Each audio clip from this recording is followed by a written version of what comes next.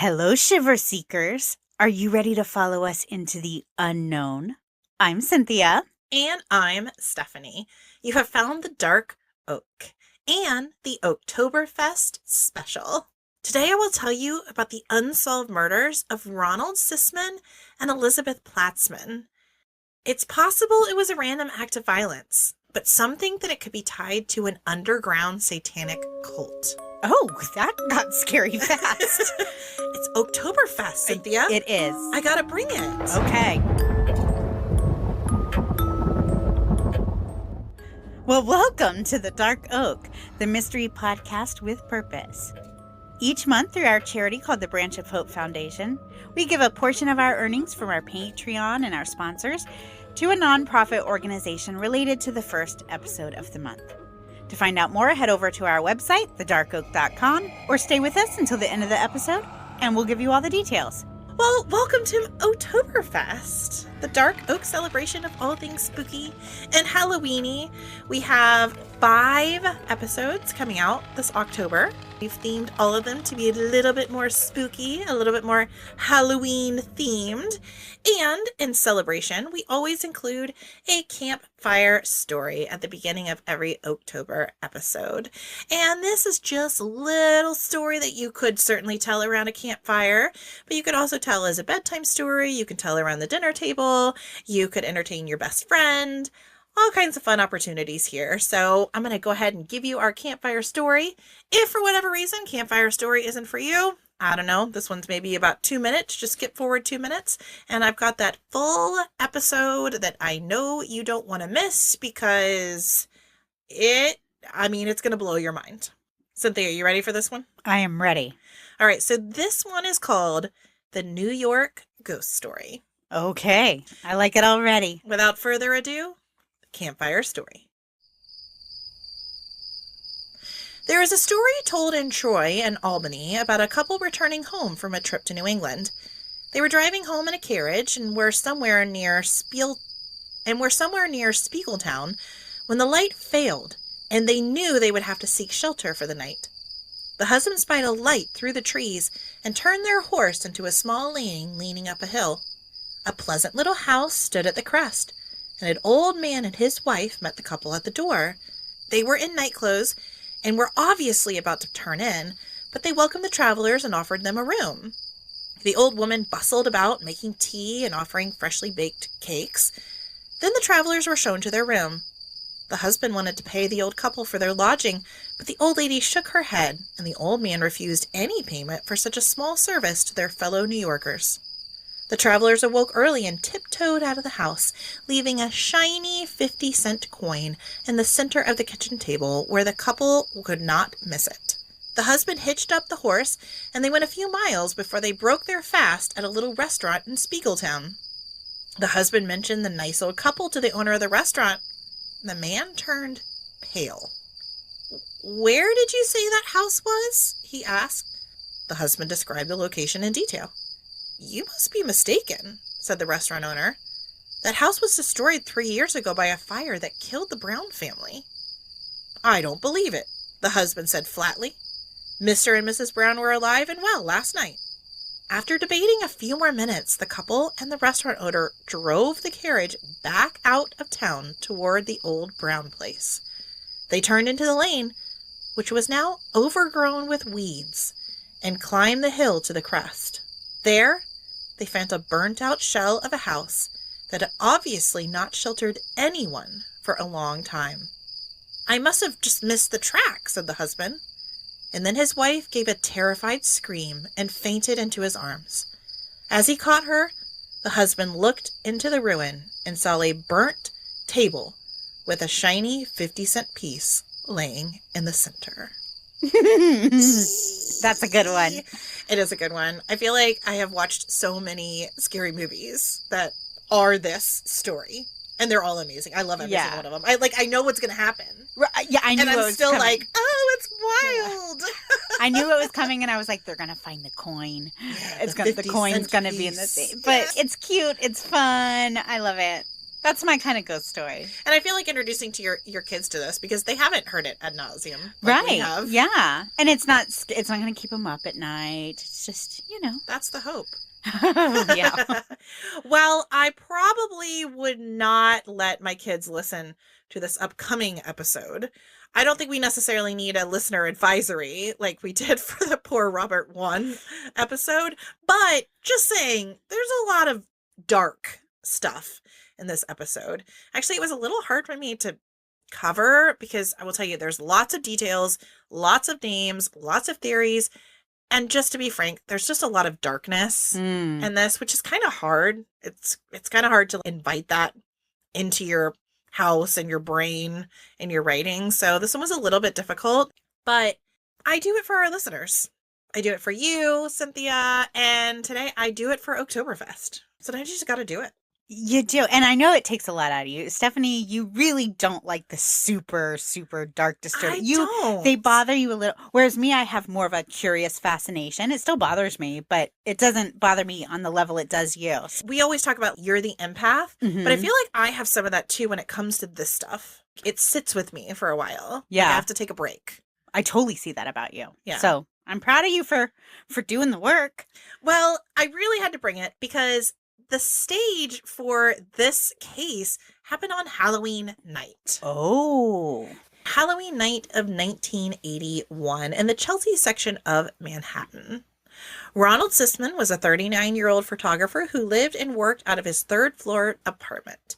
He was a successful and rather prolific photographer who operated 2 photography businesses out of his brownstone apartment. He was known as being a little bit of a party playboy. Cocaine, sex, photography. Let's just say what happened at Ron's apartment should stay at Ron's apartment. But honestly, this is not that unusual for 1980s New York. That's This is the party scene. Right. Yeah. As soon as you said that, I was like, well, it's the 80s. Yeah. Like if you were somebody, this was kind of what you were doing at the time. Yeah. So while this does seem like not escalated quickly, Yeah. like this is not that unusual for that time period. Right. On this particular Halloween night, Ron had invited his 20-year-old girlfriend, Elizabeth Platzman, out for a beautiful dinner in New York and then over to his place for a photo shoot. Ron and Elizabeth hadn't known each other very long, and if it was up to Elizabeth's family, they probably wouldn't have known each other at all. Again, this 39-year-old playboy, and she's a 20-year-old student. She also came from a very prominent, wealthy family, but surprisingly, she wound up meeting Ron through a relative. Now, granted, she was an art student, and Ron was artsy. I mean, photography, videography. Successful. She's young. She's in college. He's successful. Exactly. I see the attraction. You see the attraction. Exactly. And again, she was earning this prestigious degree at Northampton, Massachusetts. So you can see why they're together, but also why why there would family have been a not. little conflict. Sure. Yeah. Sure. Now, just as the two had gotten home and poured themselves a glass of wine, trouble knocked on the door. The next day, on Saturday at 7:40 p.m., Ron and Elizabeth were found brutally beaten and shot in the back of their heads execution style. Oh, no. Ron was reportedly shot 4 times, while Elizabeth was shot 3. All forms of identification had been stripped from their bodies. The apartment also appeared to have been ransacked, and I do mean absolutely torn apart. Tables were turned over, drawers were dumped out, cushioned furniture was cut open to search the cushions. Okay, so we're looking for Somebody's something. looking for something. Oh, no. Okay. Among missing items was a .25 caliber handgun that was registered to Ron. Ominously, Ron had previously applied for 2 additional gun permits over the last month because he said someone had broken into his apartment and he was fearing for his safety. Oh, okay. Now, police speculated that the attacker or attackers might have known Ron since there was no signs of forced entry, which is why I said the knock at the door. And they could have been donning masks because it was Halloween night. Okay. Yeah. Makes sense, right? Because of the state of the apartment, investigators lean towards the possibility that the intruders might have been looking for drugs. Because Which makes sense. Exactly. Ron was known for, having drugs around. Or maybe they were looking for payment for drugs. And Ron had, again, long been rumored to be part of the drug trade, cocaine and marijuana mostly. And police also found a small amount of white powder, possibly cocaine, in the apartment. It was just like this white residue. So they weren't exactly sure what it was. I'm not sure if they didn't test it or I'm sure it was possible to test it back then, but they didn't. But They just assumed it was cocaine. Okay. I mean, it's known to be a drug house. The building superintendent also confirmed that Ron often had a steady stream of people coming and going from his apartment, and the superintendent just kind of assumed it was some kind of drug. So he's selling them. Yeah, that would be the idea. Okay. No one's come forward saying they purchased from him. Sure, but that's kind of the what idea we're looking at. But also, he ran these photography businesses out of his house. Oh, well, that's true, too. People are coming and going. People are coming and going, and so there was a lot of filming going on, especially of young women in his apartment, and, you had all that going on, too. Right. So it's just kind of hard to tell, because a little of his life was a little shady, so we don't exactly know what was going on, but it was probably, again, part of this cocaine sex world. Okay. And not that it probably even matters, but were the photographs pornographic in nature? We don't know. A mix of everything. Okay. A mix of everything. Yeah. Now, strengthening this theory that drugs may have come into play here was the testimony of an actress named Melanie Haller. The previous year, Melanie had accused Ron of attempting to force her to take drugs during a photo shoot, which she thought would have allowed him to assault and rape her. But the charges against Ron were dropped because Melanie didn't cooperate with authorities. Of course, many believe that Ron or someone associated with Ron coerced her into not cooperating with authorities. So I don't take the fact that she didn't pursue it to mean it didn't happen. There's all kinds of reasons why women, or I guess victims in general, not necessarily just women, don't come forward or can't completely comply with the request of authorities when it comes to these kinds of scenarios. Right. So there's that. Just take that for what you will. Yeah. They also explored this idea that maybe the robbery and murders were to settle an unpaid drug debt, or maybe were items in the house stolen as payment, and then the murderers killed them in order to send a message to anybody else that may owe them money. And that's certainly a possibility. I feel so bad for the girl. I'm assuming she's innocent of all this. Wrong place, wrong time. Ugh. Even though this drug lead seemed to have a lot of traction in the beginning, it ultimately resulted in a dead end. And again, speaking about Elizabeth, detectives said that she had the, quote, misfortune to be in the apartment at the wrong time. That's really so exactly sad, what I said. Wrong place, wrong time. And a detective later said that Elizabeth was planning a trip to visit her parents that weekend, but never arrived. Oh, man. He emphasized that she was a, quote, innocent girl. I mean, it's extra sad because she's so young. At 20 years old, we all do stuff that's probably not that wise. I would have totally been smitten with a successful, almost 40-year-old handsome man, right. That knew all these very influential people. Oh, yeah. Would take beautiful photos of me and make me feel pretty. Yeah. Yeah. So I can't blame her decision making, but what a tragic loss. Yeah, it's really, really unfortunate. Yeah. Ultimately, after this, though, the police were basically left twiddling their thumbs and scratching their heads. This is a brutal murder, and they had no other leads to go on. That was until something truly bizarre happened. A prison informant named Vinny came forward claiming that another inmate that he had been housed with had told him about the murders of Ron and Elizabeth before they happened. Oh. Vinny believes this inmate knew Ron and Elizabeth's killers. That would make sense, right? How did he have this information that this photographer was going to get murdered? Now, the name of this inmate that told the informant, his name was David Berkowitz. His nickname was the infamous Son of Sam. No, I just got chills. Yeah. Okay. This took a twist, right? It took a twist. Yeah.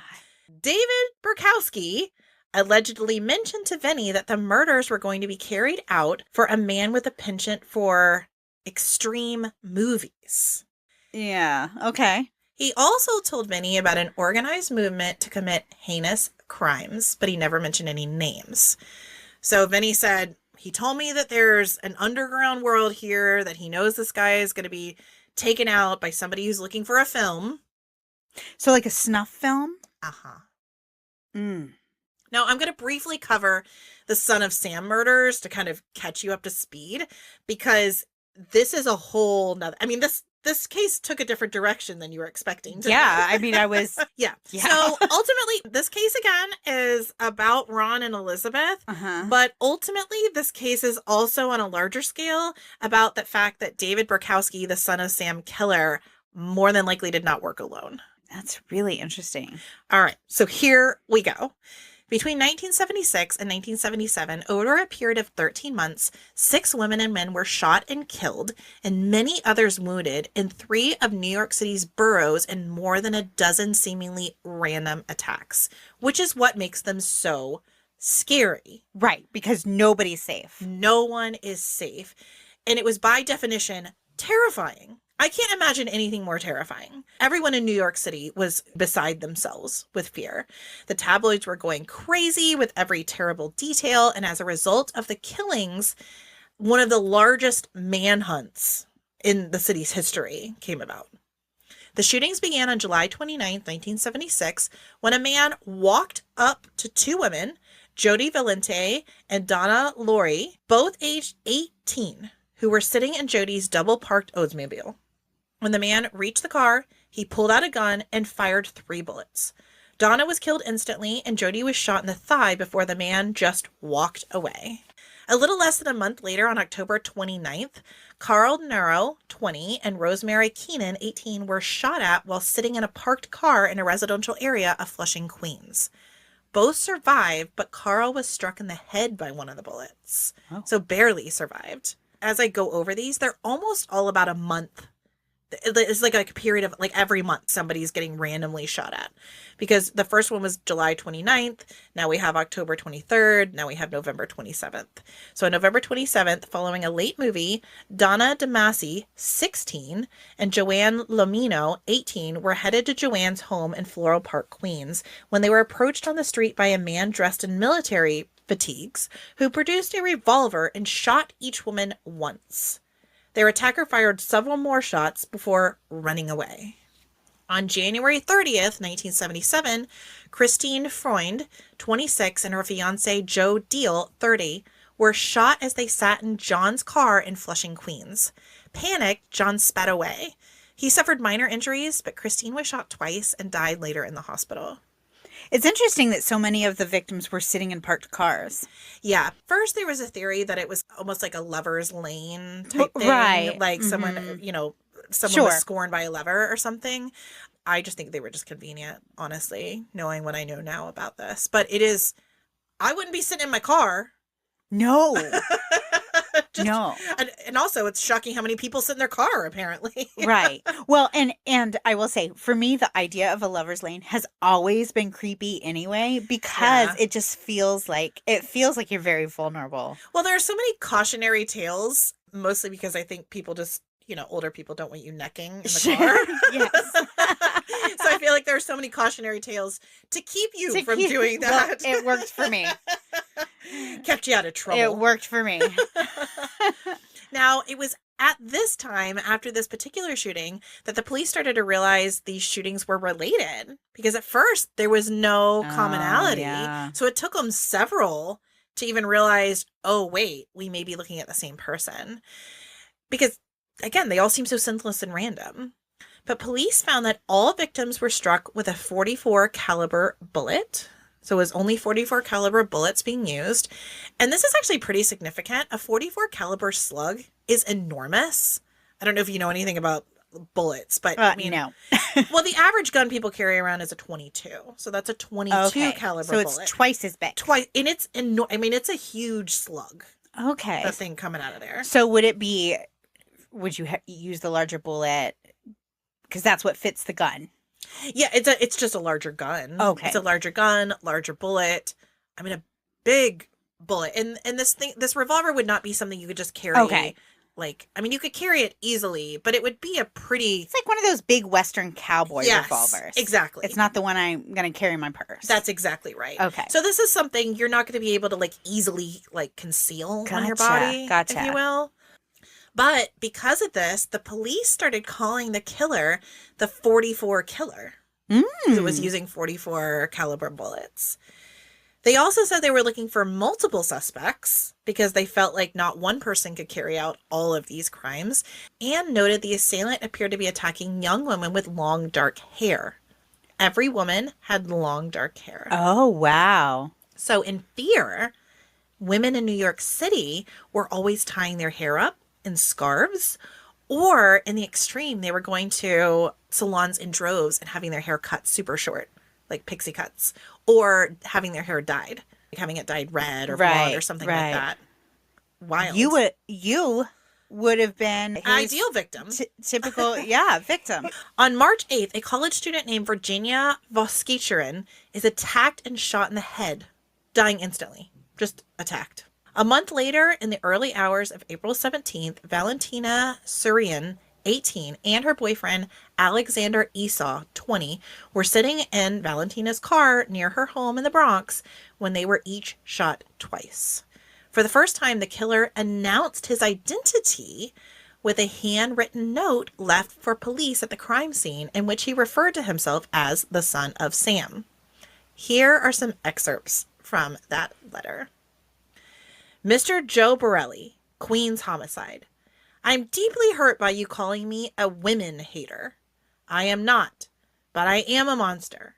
I am the son of Sam. My father Sam gets drunk. He gets mean. He beats his family. Sam loves to drink blood. Go out and kill, commands Father Sam. I am the monster Beelzebub, the chubby behemoth. I love to hunt, prowling the streets looking for fair game. Mr. Borelli, sir, I don't want to kill any more. No, sir. No more. But I must honor thy father. Police, let me haunt you with these words. I'll be back. I'll be back. Yours in murder, Mr. Monster. Oh my gosh, he's so creepy. So creepy. And I'll be honest, as a true crime person, I'm not super into serial killers. So I don't know a whole lot about Son of Sam. Well, I wish I knew less. Well, now I know more. Yeah. Ooh. Then the popular Daily News columnist Jimmy Breslin writes a letter to the 44 killer, again, as he was being called at the time, because they had just received this letter, him calling himself Son of Sam. He wrote a column in the newspaper to the 44 killing, asking him to stop killing. He said, can you please stop terrorizing the people of New York City?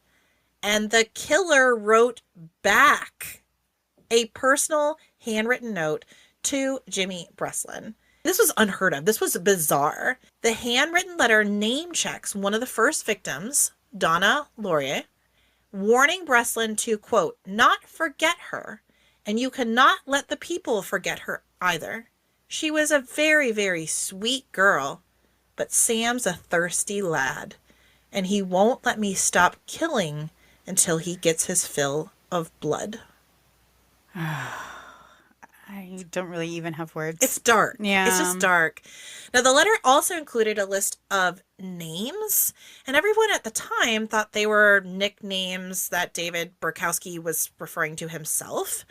One was the Duke of Death, one was the Wicked King Wicker, and another one was John Wheaties, rapist and suffocator of young girls. Oh my gosh. Horrible. Horrible. Now, of course, this columnist, Breslin, when he got that letter, do you think he turned that immediately over to the police? Something tells me he maybe used it for his own advancement first. Oh, maybe. I mean, why hand it over to the police when you could just print it in your paper? Right. Which he did. Right. It was a redacted version of the letter, and he printed it, and that daily publication of the Daily News would become one of the paper's biggest selling issues ever, with more than 1 million copies sold. Now, ideas started to circulate as far as this Son of Sam issue, Like, was his father actually named Sam? Also, could this be Uncle Sam? You know, like our United States Uncle Sam, because many Vietnam vets had started to call themselves Son of Sam. Okay. Maybe that's it. Maybe he's a war veteran, right? Right, which we know that the Vietnam War did a lot of really bad things. A lot of bad things. And they didn't get a lot of help, the people who were suffering, Like, with mental health issues. So could that have been a trigger? Exactly. Is this like son of Uncle Sam? Right. Or, I mean, everyone's biggest fear and kind of where these letters leave you with just the intention of evil, was Sam like a symbolic name for Satan in some way? Or some other evil entity. Yeah. Exactly. On June 26th, the attacks continued when a couple was attacked outside a club. Judy Placido, 17, and Sal Lupo, 20, were shot while sitting in Sal's parked car. Both survived their injuries, with Sal reportedly telling the police he and Judy had been discussing the Son of Sam killer only minutes before the attack. Another month later, on July 31st, Robert Voilante, 20, and Stacy Moskowitz, 19, were shot in Robert's car while on their first date. Robert would lose his eye, and sadly, Stacy would die 18 hours after the attack, which was the first to take place in the borough of Brooklyn and the first involving a victim with blonde hair.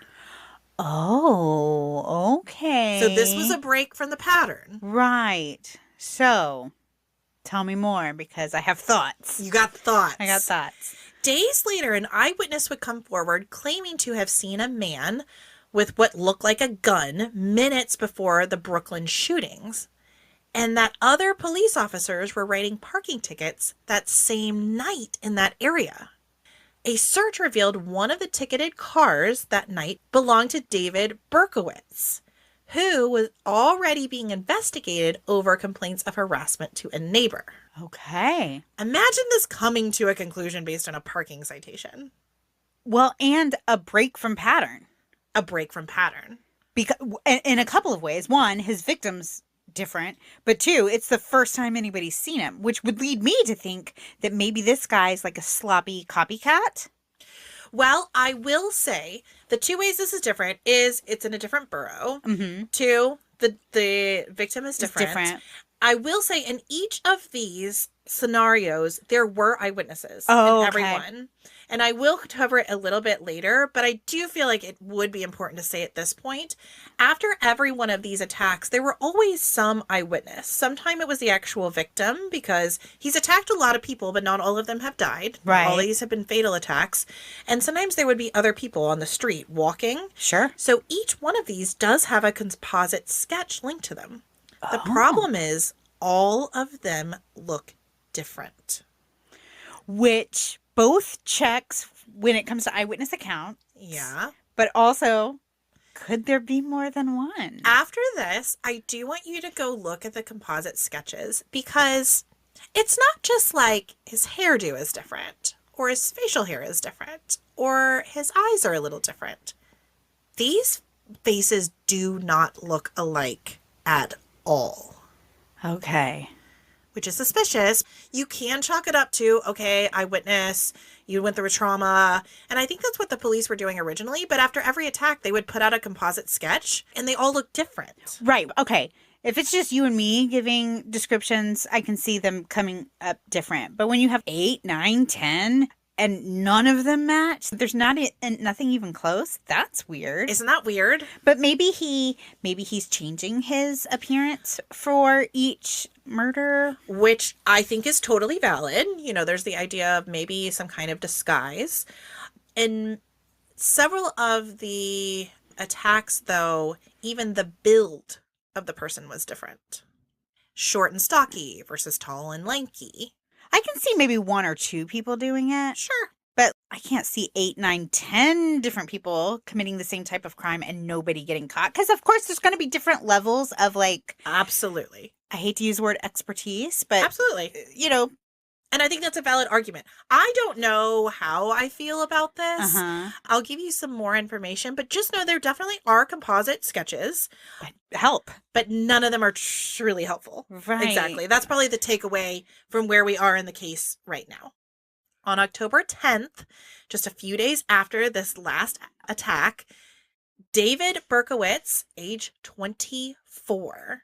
Oh my goodness. 24. Have you noticed the ages of all the victims too? I mean, they were between the ages of like 16 and like 22. I mean, very young. I did notice that they're very young, but so these would be his contemporaries. Yeah. 24 years old, and he was arrested in front of his apartment building. Police had investigated Berkowitz's car and discovered a rifle in the back seat, maps of the crime scenes, and ammunition. Oh. I mean, smoking gun here. Yeah. Yeah. Well, no pun intended. That was probably not the best play of words, but I didn't even pick up on it. Now, they waited until Berkowitz left his apartment building and sat behind the wheel of his car, and then they came out and said, "Gigs up, my friend." In the car was a bag containing the .44 caliber revolver that was with him as well. And as police approached the car, Berkowitz simply started smiling and said to the arresting officer, "Well, I'm Son of Sam, and you got me." Okay, well, I think we got him. Yeah, I think that's the guy. The following day, Berkowitz would confess to the shootings, claiming that Sam was a demonic spirit who spoke to him via his former neighbor's black Labrador. Berkowitz also told police he was responsible for 1,500 fires set around the city. He was 23 at the time of the first murder. So all of those, and I wasn't keeping track, but a dozen different attacks at least, so probably? it was 6 people actually killed. Several others made it out relatively unscathed. There was a good number of people that were left with some kind of impairment. Mm-hmm. So either blind, paralyzed, loss of limb. So not great. And I will say this, I'm sorry, how cowardly to walk up to anybody who's just sitting in their car and you pull out a gun and shoot them. Yeah. That is so cowardly. Yeah. We know for sure there was no connection to these people. They were all just random. Random. Yeah. Which is scary. Talk about true evil. I try to live a life where I surround myself with good people and I don't put myself in situations that I know are going to be dangerous. And, I do my best to mitigate my risks. But when it comes to a situation like this, you could just be sitting in your car.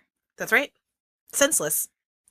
On May 8th, 1978, David Berkowitz pled guilty to the 6 murders and was given 6 25 years to life sentences for the crimes. And to this day, he is still in prison and has never been granted parole. And that's the end of the horrible Son of Sam story. Or is it? Following his arrest, David Berkowitz made several statements that he had been part of a violent cult that aided him in carrying out the attacks and murders. At the time, no one gave these statements much attention because it seems like the musings of a man that was clearly very disturbed. I mean, he just basically said some demonic being was speaking to him through a dog, telling him to kill people. Right. So Lock him up and let him rot. Yeah, I don't know that you're going to have a lot of sympathy for anything he has to say. Right. But not long after, many started questioning whether David Berkowitz really did have an accomplice or accomplices. According to Jim Rothstein, a retired New York Police Department detective who worked on the Vice Squad during the Son of Sam killings, said Berkowitz didn't do all the killings. Once they locked up Berkowitz and blamed him for everything, they said it was done. But Berkowitz was just the guy who took the rap. It was a much bigger thing. And here's where it gets even weirder. And if you're interested, Netflix has a particularly interesting docuseries called The Sons of Sam, A Descent into Darkness. Now notice the title is Sons, plural. The docuseries is based off of decades of research and interviews by reporter and investigative journalist Maury Terry. Maury always believed that Berkowitz had help. And from the moment Berkowitz was arrested, he started his journey, which he devoted his entire life to researching who could have assisted Berkowitz. Who was he working with? And Maury believed heavily that Berkowitz could not have done this all alone. Here are some things that really kind of piqued his interest. The first was the fact that none of these composite drawings looked the same. That's really hard for me to get over. And Berkowitz doesn't look anything like any of them. Okay, I was going to ask, does Nope. he look like any, not even one? And even their face shape, everything about them. And again, it wasn't just like a hairstyle or an eye shape. Their entire facial structure, like none of them look like him. Right. Secondly, there was a huge question as to whether the last victim, Stacy Moskowitz, remember the blonde, could have been killed by David Berkowitz, as an eyewitness sketch did not look anything like Berkowitz, and another witness said she saw Berkowitz at a different location Oh, at that time. at that time. To me, that one's kind of the outlier anyway, because of all the different reasons why it doesn't. To me, that one feels like a sloppy copycat, but that's the one that we know he did, right? Because his car was there. His car was in the area, and later Berkowitz admits to being in the area with his accomplice. He was there. So him being in the area is actually his alibi. Right. He's like, I was there, but he was spotted 3 blocks away Okay. from the actual shooting. So he was there. So it could just be a huge coincidence that he maybe was responsible for some of the other murders, but just happened to be in the area when the one murder he didn't do occurred. Well, and he's even said that. He admits to 2 of the attacks. Uh-huh. However, he said he did not do the other ones. However, he knows who did it, and he was present, but he didn't actually do it.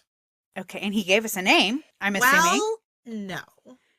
Oh, he's a loyal serial killer. At this point, after his arrest, he was. I mean, he said, no, I didn't do it alone, but he was unwilling to give any additional information.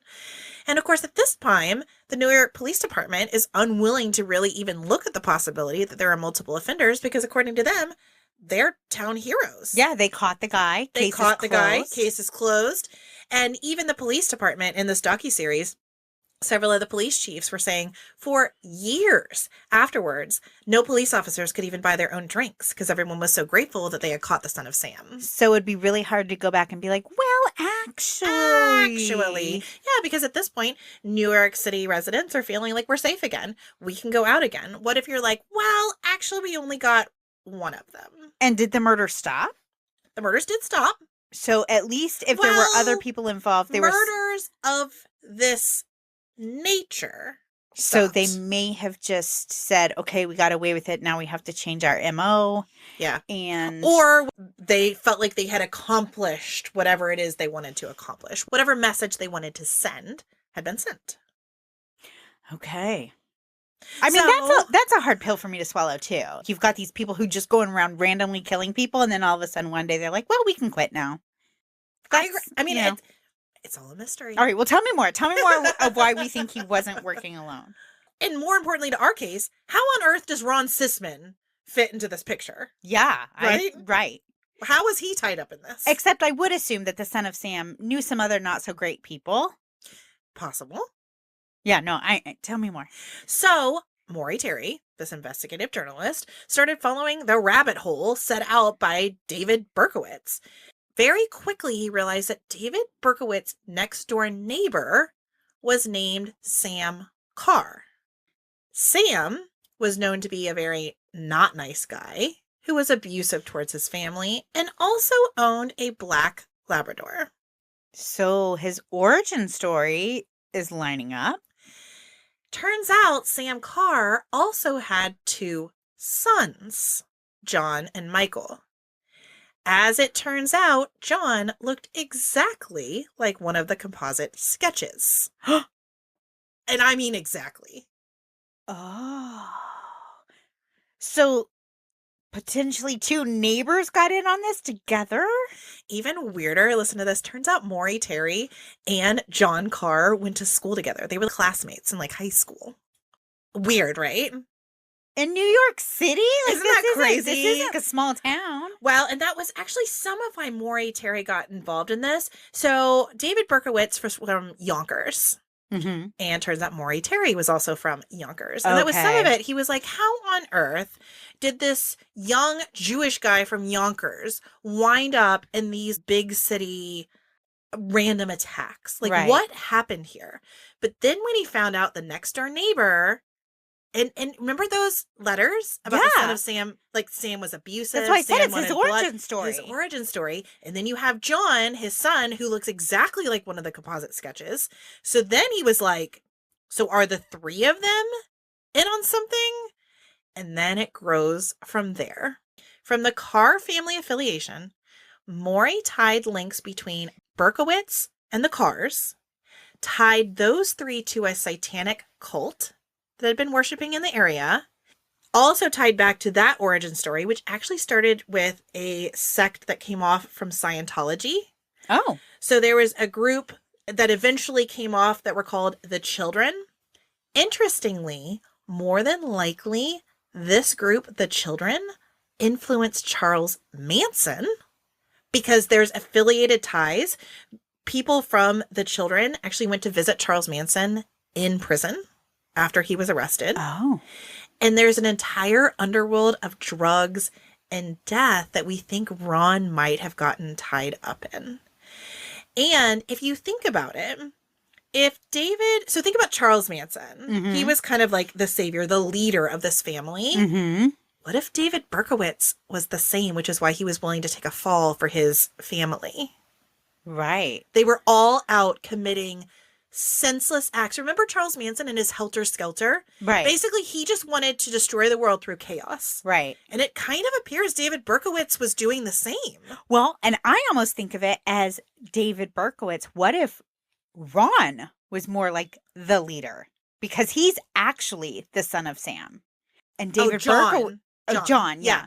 And then David is more the little peon guy. And that's why he's Which is taking the possible, fall. but maybe the fact that they caught him, he was like, well, I guess I'm the guy. Right. I guess I'm the guy. Right. So if you are interested in this, I couldn't go all into this in just this particular case, but please go watch that documentary, that docuseries, The Sons of Sam, because it talks about both John Carr and Michael Carr, who met untimely ends themselves. I suppose if you're involved in organized crime, eventually you're going to wind up deceased. Yeah. Probably from unnatural causes. Sure. John wound up taking his own life. Michael was involved in a car accident that was probably not an accident. Oh. But anyway, these continued links between all of them. Now, the murder of Ron Sisman and Elizabeth Platzman were some of the final pieces of the puzzle. Remember the informant speaking about the film? Remember Vinny had said, David told me about this snuff film. Right. Well, the theory goes that Ron Sisman recorded a film of Stacy Moskowitz being murdered. The final murder, the blonde woman. And it is believed that someone in the cult, a higher up, this cult in which David Berkowitz was operating, had requested that the film be made, which is possibly why she didn't fit the victim profile. Either Ron didn't supply the film like he was supposed to, or someone realized the tape needed to be gone.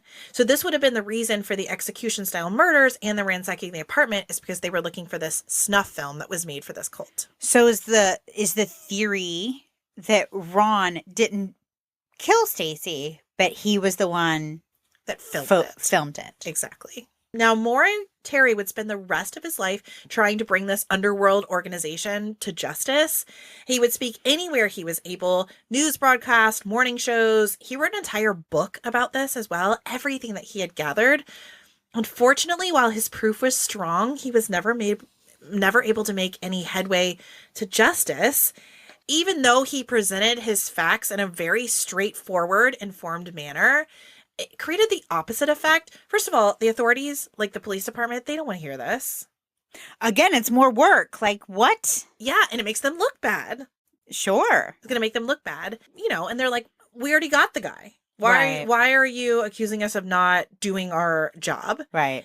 Maury Terry kind of just went to the people of America and was like, listen, there are these underground cults like all over the United States. We need to bring them to justice. We need to stop these senseless killings, this helter-skelter, to use that word, because I do feel like that. It's just chaos. Right. You're just killing out of chaos.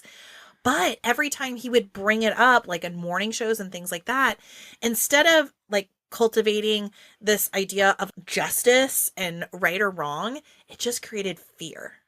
And it was this satanic panic fear. It was this idea of people weren't safe anymore. And so it just became this like additional chaos on top of chaos. And so he's really never able to get any traction. Well, and we know that in that time, that satanic panic actually did cause a lot of harm in finding the truth in some of these, like the West Memphis 3 and cases like that, where we were so freaked out by this satanic panic that we may have missed the actual truth. Yeah. So I can see having somebody just kind of, that's all they're talking about, how that could. And again, the idea is, yes, satanic cult, but it was more just this group of ne'er-do-wells that were just instigating themselves. Sure, yeah, they may have been involved in a satanic cult, Apparently but they're serial killers. They're just evil people. They're just evil people. Yeah, exactly. So there were some talks about, pentagrams, and there were some ritualistic. You remember that children, the satanic group that I was telling you about? So one of their things is they picked the German Shepherd dog to be like their mascot. And so whenever they would be out and about trying to like recruit members or trying to like, do a ritual or whatever it was, they would have German Shepherd dogs, and eventually it escalated to actually sacrificing these German Shepherd dogs. Oh, no. Which I hate. There was this weird thing they would do when any German Shepherd they sacrifice, they would have their ears taxidermied. And they actually have records of taxidermied German Shepherd ears. So there is no doubt there was something going on. Like, it is not normal. But again, I think getting so consumed by the satanic cult part of it and just realizing these are just evil people that we can stop. Right.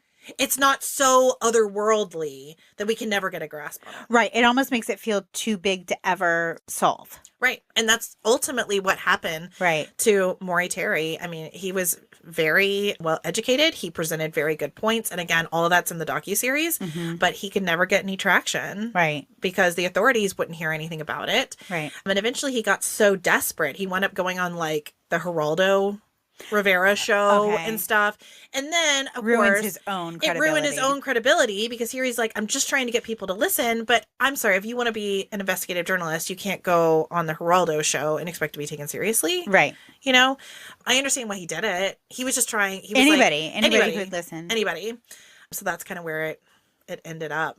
This goes to show, though, if Ron really was filming a snuff film, he really is a bad guy. He's not just a party guy who's doing coke and having lots of sex and being a little wild. I mean, he's if you're filming a snuff film, you're I mean, not okay. Not good. Not okay. Incredibly, in 1997, David Berkowitz agreed to meet with Maury Terry. Oh. In a face-to-face interview. It was on an Inside Edition episode. And David basically confirmed everything Maury had suspected. Maury went through his list. He was like, was this linked to this? And he's like, yes. Was this linked to this? Yes. Was so-and-so here? Yes. He confirmed that he did not work alone. He confirmed that he was not responsible for all the shootings. The undercurrent of all these killings was indeed cult-related.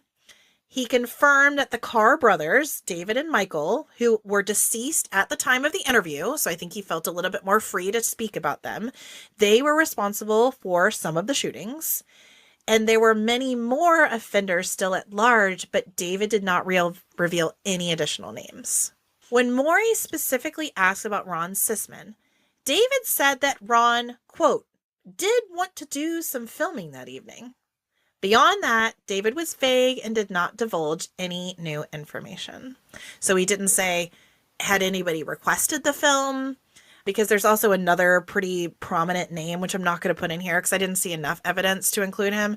But he was also one of these like big time cocaine guys, sex parties, that kind of thing.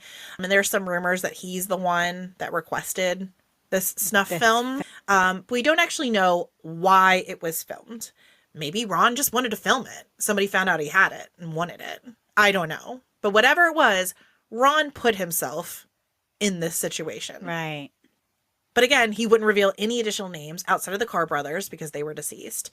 Now, at their time, there was no concrete proof that backed up these theories and claims, and as a result, the murders of Ron Sisman and Elizabeth Platzman remain unsolved to this day. In a rare 2017 television interview with CBS News, David Berkowitz shared, quote, "I see that people will never understand where I come from, no matter how much I try to explain it. They wouldn't understand what it was like to walk in darkness."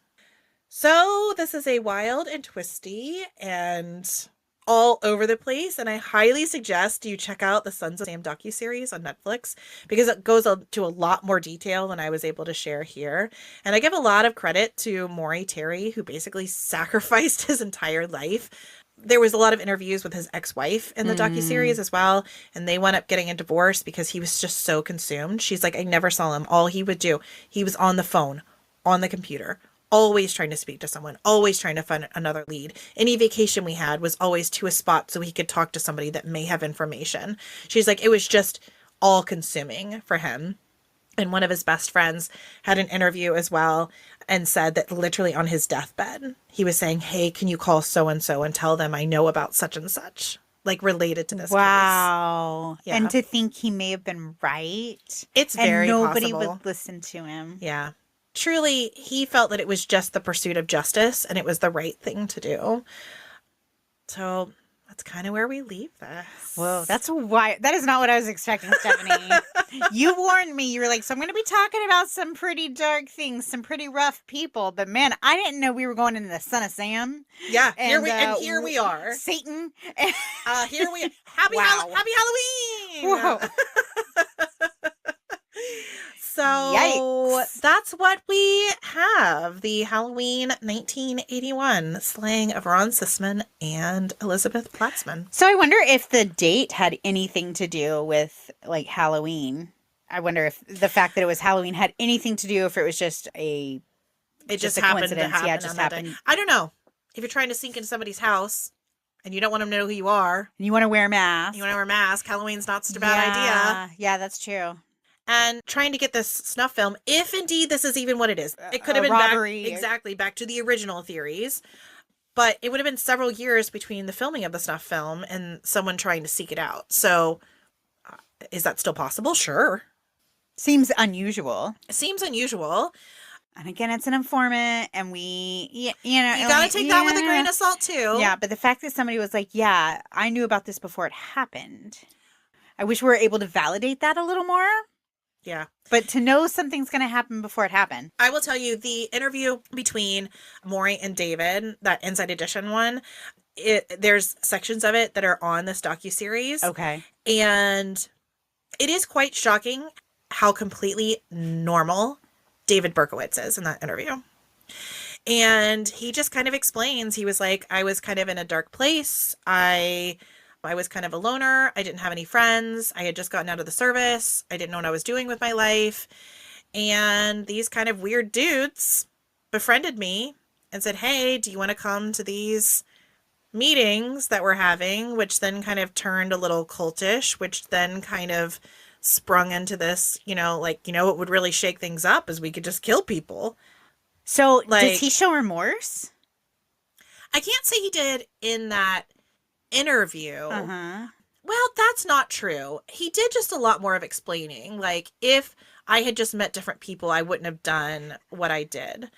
So he's just a normal guy who turns into a serial killer? I wouldn't say he's completely normal, but I will say, because even you're saying just walking up and shooting people, it's not like he was manually strangling people or beating people. Honestly, it's cowardly. It's very cowardly. So you know what I'm saying? I could see him being influenced to just go and shoot people because it wasn't like he was just operating out of anger. Right. He was just like, this is what we do as a group. These people have accepted me. I'm in this group now. This is what we do.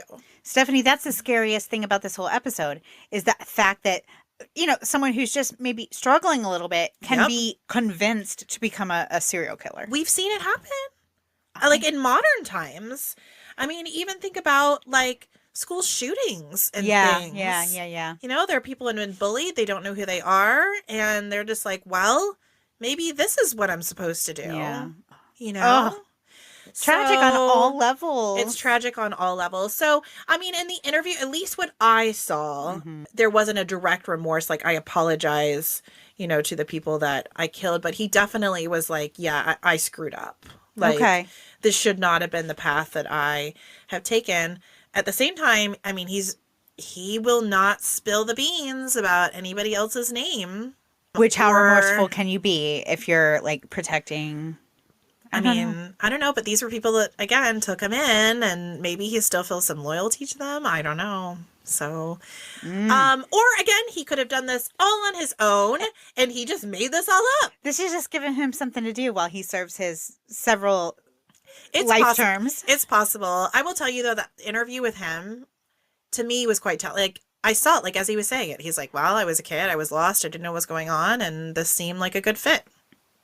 I totally get that. I totally remember being young and feeling like you're not accepted and you don't fit in anywhere. I mean, obviously I never fell into a cult, but I can see that these are the people who accepted me at a time where I don't feel accepted. Yeah. And which I think is why it's so important that we, hope our children have healthy friends. Yeah. And, but wow, that's wild.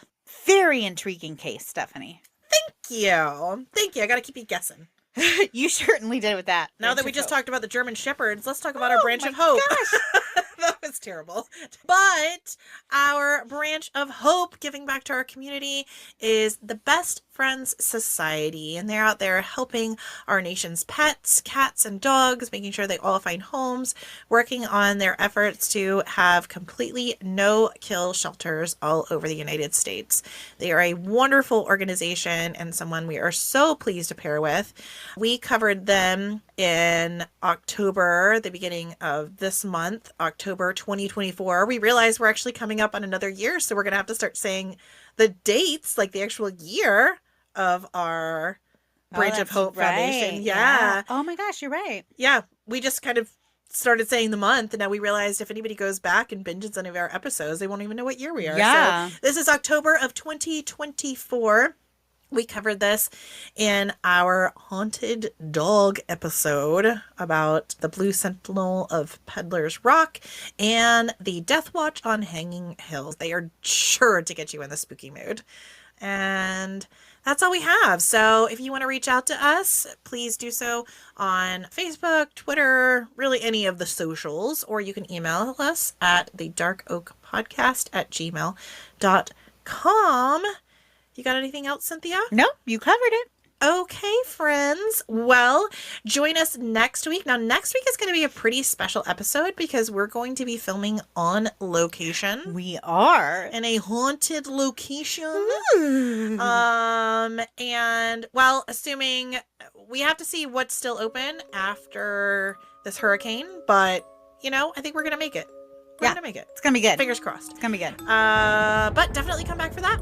So we will see you for more Oaktober Fest fun next week. Thanks for listening. Bye-bye. Bye.